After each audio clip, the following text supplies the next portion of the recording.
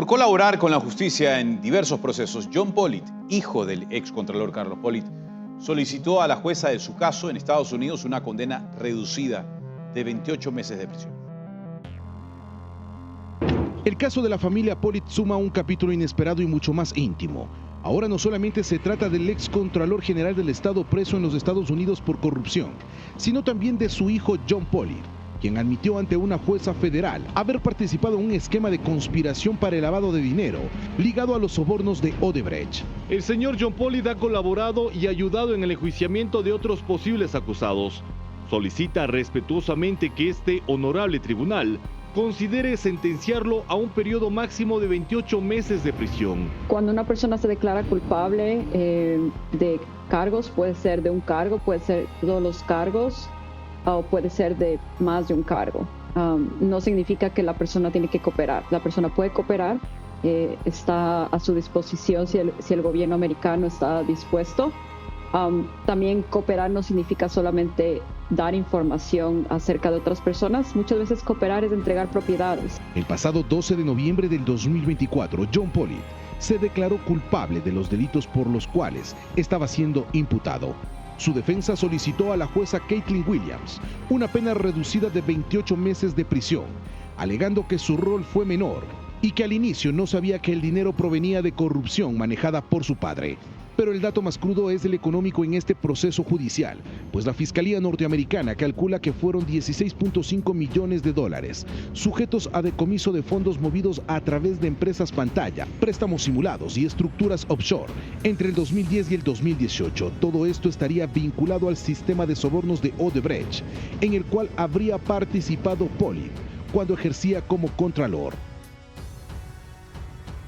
John Pollitt se dio cuenta de la ilegalidad al ver que el dinero no provino de empresas relacionadas con su padre, sino de otras que nunca había escuchado. Eran empresas fantasmas creadas por Odebrecht para pagar sobornos. Carlos Pollitt actualmente espera su propia sentencia en Estados Unidos, mientras que John, su hijo, por su parte, busca convencer a la magistrada a cargo de este proceso judicial que su participación fue secundaria y que merece una condena menor. Pero la cifra de 16.5 millones de dólares de la estructura delictiva y su omisión de culpa complican aún más su escenario para analistas jurídicos en Estados Unidos. Y tras un año de negociaciones, Estados Unidos y Ecuador llegan a un acuerdo comercial recíproco en el cual los productos ecuatorianos podrían ingresar con arancel cero a ese país. El sector exportador califica como crucial este acuerdo, que también abarca temas de seguridad nacional.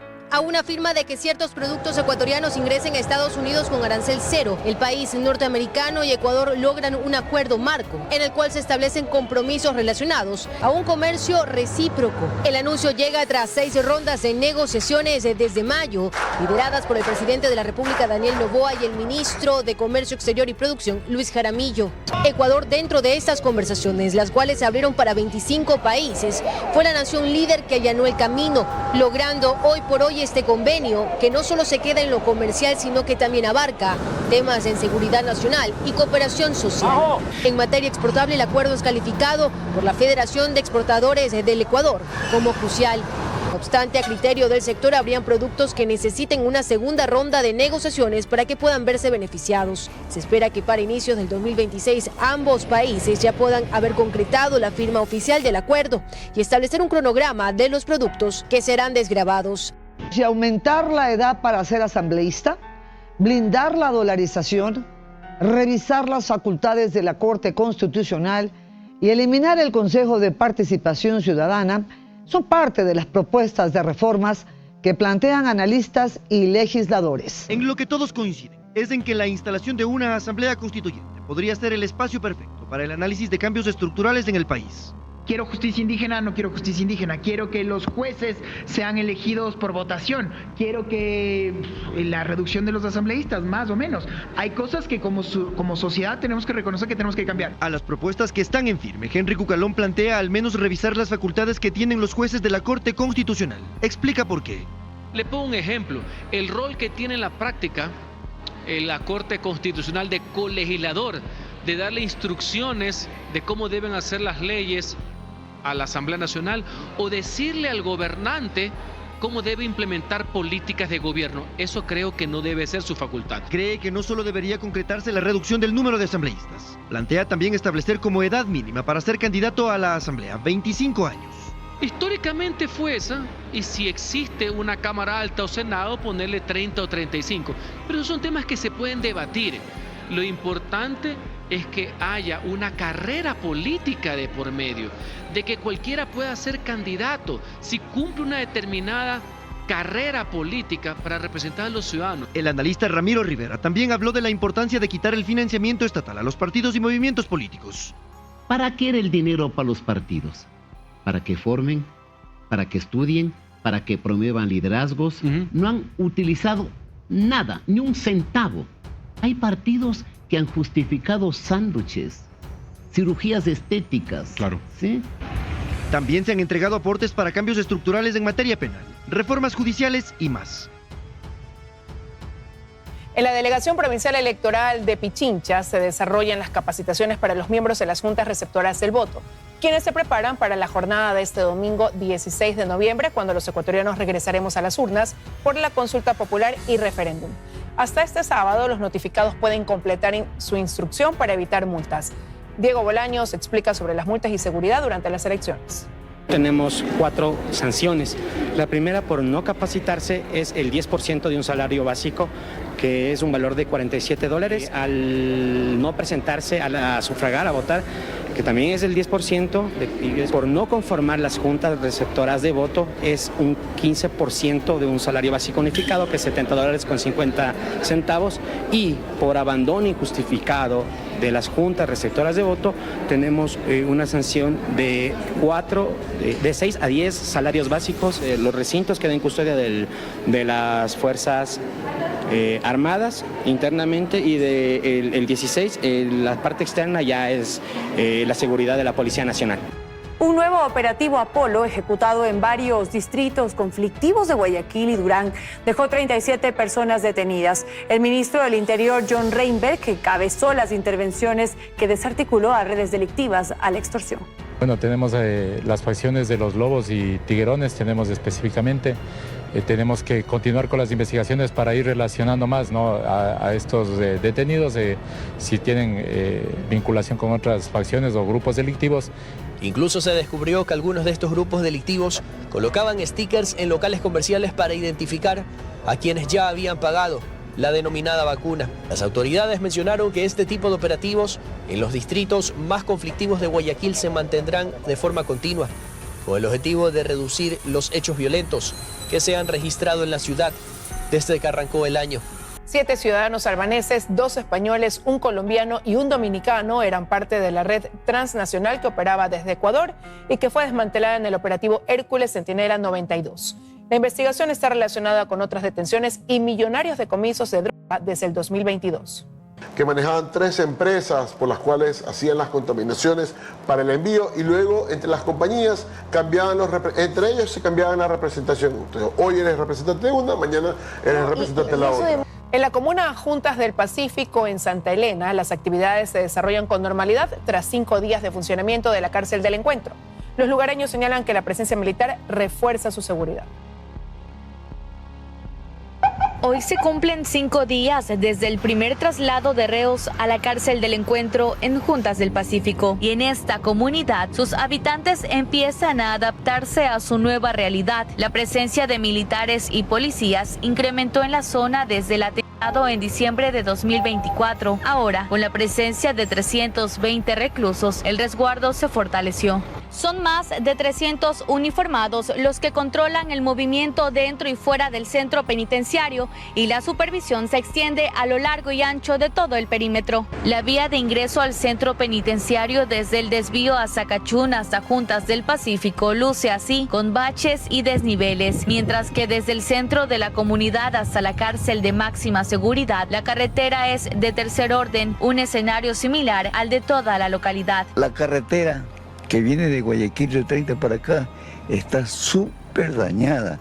y mis calles todavía existen polvadera. Parte de las obras de remediación prometidas por el gobierno, como la unidad educativa y cancha de recreación, ya fueron entregadas, mientras que el centro de salud aún está en construcción. El agua es otra de las problemáticas. Los comuneros optan por comprar agua de tanqueros. La actividad comercial y vida diaria fluyen con normalidad. Negocios locales y transporte operan regularmente, aunque lo que empieza a llamar la atención es la llegada de familiares de los privados de libertad. Pese a que son pocos, su presencia genera reacciones. El Ministerio de Trabajo anuncia el incremento salarial para el sector público. A la par se prevé un incremento del salario básico unificado de $16. Desde los gremios de trabajadores creen que el costo de estas medidas será alto y poco ejecutable. En una semana decisiva, el gobierno se juega por varias propuestas arriesgadas en términos económicos y directamente relacionadas al incremento salarial para el sector público. Y se dice arriesgada porque una primera visión advierte que no habrían recursos para financiar las pretensiones, dice el dirigente Miguel García. Estás en este momento esperando un nuevo desembolso del fondo y a renglón seguido, en periodo electoral, anuncia que va a incrementar la masa salarial en contradicción de lo acordado con el fondo, no tiene sustento. Vale identificar por separado los tres temas de los que se ha hablado en esta misma semana. El primero, que es el incremento del salario básico unificado, que se lo analiza cada año y esta vez se plantea un incremento de $16. Es por ahora la propuesta del ministerio. Otro tema tiene que ver con el incremento de salarios a servidores de los gobiernos parroquiales. Un informe técnico estableció nuevos pisos y techos para 800 juntas parroquiales y por ello se emitió un acuerdo ministerial. La ministra dice que está financiado. Conseguimos el dictamen presupuestario, este incremento para información de ustedes.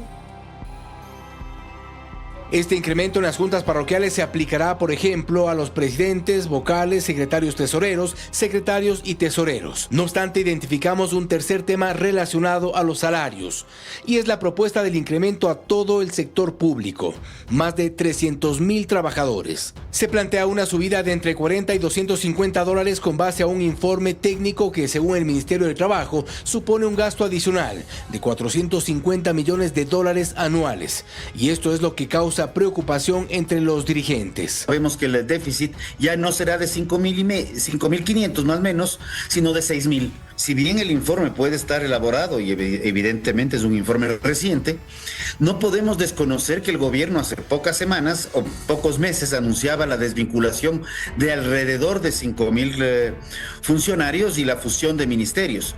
Fusiones que no han bajado la masa salarial. Son tres momentos distintos sobre un tema que cada año causa un intenso debate entre trabajadores, empleadores, sector público y gobierno. El necesario incremento salarial y la sostenibilidad de las pretensiones. En el último día de campaña electoral, el presidente Daniel Noboa cumplió agenda en Guayaquil, donde compartió con jóvenes y beneficiarios de bonos. A pocas horas de que finalice la campaña electoral, el presidente de la República, Daniel Noboa, mantuvo una agenda en Guayaquil. Como primer punto, respondió preguntas de beneficiarios de actividades sociales de gobierno. Escuchemos parte del diálogo. Son preguntas para darle el poder directo al pueblo, sin trabas de políticos, sin trabas de jueces, sino en una conversación directa con la gente. Las cuatro preguntas que se van, lo que decían son ustedes. El poder máximo soberano lo tiene el pueblo. Y la democracia directa se define así, es una consulta popular. Posterior se dirigió acá al Instituto Tecnológico Bolivariano de Guayaquil para poder compartir con jóvenes que forman parte del grupo de Jóvenes en Acción. Acá respondió varias interrogantes en materia de seguridad, de economía e inversión. Por último, respondió por qué deben de votar de forma positiva ante la consulta popular y el referéndum del domingo. Escuchemos. Que ustedes, cada uno de ustedes, tenga prioridad sobre este documento.